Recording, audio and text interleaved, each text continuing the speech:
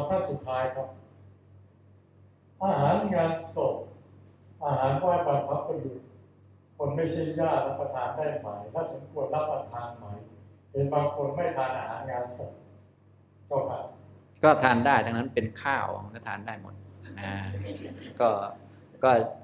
ก็ตามสมควรถ้าเขาอนุญาตมันก็ทานได้ทั้งนั้นกลัวแต่เจ้าของเขาไม่อนุญาตเนี่ยเขาเอาไปให้ผีซะแล้วเนี่ยคุณมาแย่งผีกินแล้วตบกันเองมันลำบากฉะนั้นมันอยู่ที่เจ้าของอนุญาตไหม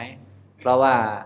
งานศพเขาก็จะมีเจ้าภาพใช่ไหมเจ้าภาพเขาเป็นเจ้าของอาหารอยู่นะถ้าเป็นอาหารที่เขาเลี้ยงแขกอันนี้เขาคงไม่หวงอยู่แล้วแขกไหนมากินก็ได้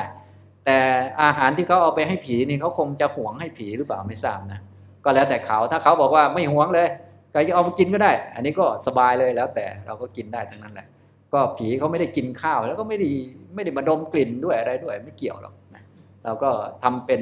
พิธีเฉยๆความเป็นจริงก็อย่างที่กล่าวแล้วเราอาหารต่างๆเนี่ยต้องให้กับผู้ที่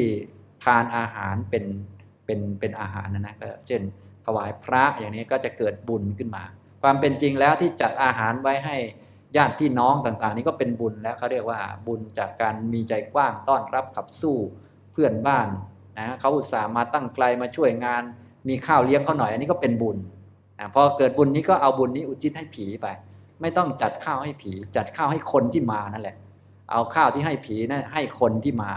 แล้วเอาบุญที่ได้จากการจัดข้าวให้คนที่มานั้นอุทิศให้ผีไปอุทิศให้ผู้ที่ตายไปแล้ว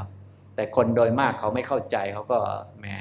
เดี๋ยวแม่ที่ตายแล้วนะไม่มีข้าวกินก็จัดไว้สักหน่อยนึงนี่ก็คนมันก็คิดไปเรื่อยนะคิดแบบคนมันก็เลยได้แบบคนเนี่ยฉะนั้นเราก็อยากคิดแบบคนมากต้องคิดแบบเหตุผลแบบธรรมะบ้างนะก็จะได้เลิกพิธีมงคลตื่นข่าวอะไรอย่างเงี้ยเลิกพวก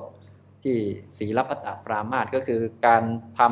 ำข้อปฏิบัติที่มันไม่เกิดผลอะไรขึ้นมามีแต่ทิฏฐิล้วนก็คือผิดล้วนๆคือเอาไปวางให้แม่คือแม่ไม่ได้เด็ดขาดเลยอันนี้คือผิดล้วนๆแต่คนก็ยังทำอยู่อันนี้เรียกว่าศีลพัตตปรามาส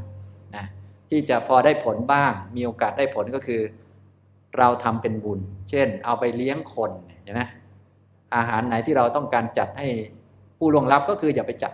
ก็จัดให้คนที่มาให้ขอทานก็ได้ให้อะไรก็ได้ที่เขากินเป็นอาหาร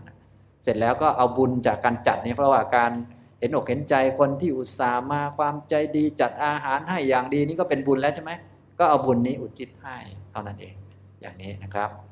การให้เราเข้าใจสิ่งที่อุทิศได้ก็คือบุญต้องรู้จักบุญซะก่อนบุญคือความเห็นอกเห็นใจความจัดอาหารจัดอะไรให้คนที่มาดูแลคนที่มาเนี่ยอย่างดีนี่ก็เป็นบุญแล้วก็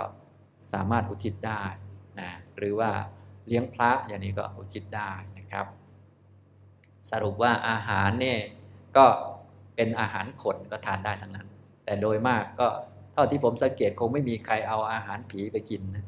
ส่วนใหญ่เอาไปวางแล้วก็มีมดแมลงขึ้นหมามากินบ้างอะไรบ้างนะหมามันก็ไม่เห็นเป็นไรก็แสดงว่ามันไม่เป็นอะไรผีก็ไม่ได้มาหักคอหมาก็แสดงว่ามันไม่เกี่ยวกันแต่คนก็ยังทำอยู่งงกับเขาเหมือนกัน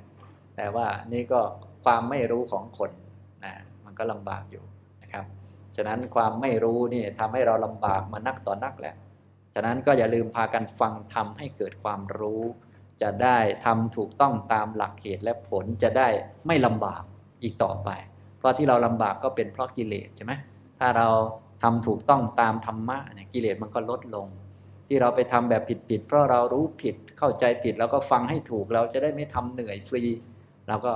ลดทุกข์จากการต้องไปแบกนั่นแบกนี่อะไรวุ่นวายอย่างนี้นะครับ